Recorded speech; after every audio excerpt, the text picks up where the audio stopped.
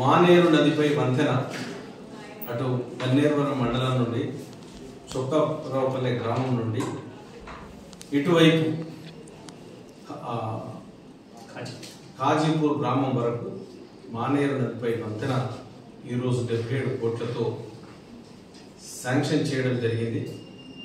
దాని proposals estimates అన్నీ తీసుకుపోయి మన గౌరవ ముఖ్యమంత్రి వర్యులు రేవంత్ రెడ్డి గారికి ఇవ్వడం జరిగింది.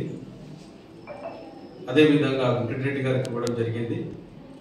కానీ మన ఎంపీ కరీంనగర్ ఎంపీ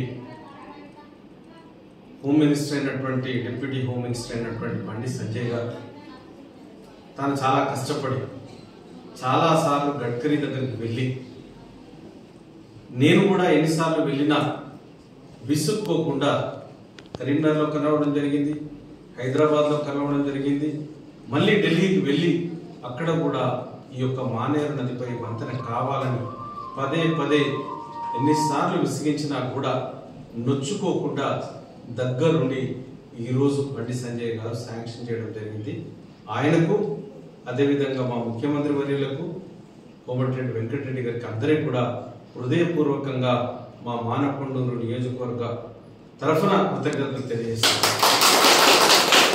ఎన్నో ధర్నాలు, ఎన్నో నిరాహార దీక్షలు, ఎన్నోసార్లు దానికోసం పోరాటం చేసి ఆ పోరాట ఫలితమే ఈరోజు మానేరు నదిపై వంతెనను కాజీపూర్ వరకు మన గన్నేరువరం చొక్కరావుపల్లె నుండి మొదలుపెట్టడం జరుగుతుంది. ఈరోజు శాంక్షన్ కాబట్టి అందరికీ కూడా ప్రత్యేకంగా ధన్యవాదాలు తెలియజేస్తూ మరొక్కసారి పత్రికా ముఖంగా బండి సంజయ్ గారికి మనస్ఫూర్తిగా ధన్యవాదాలు.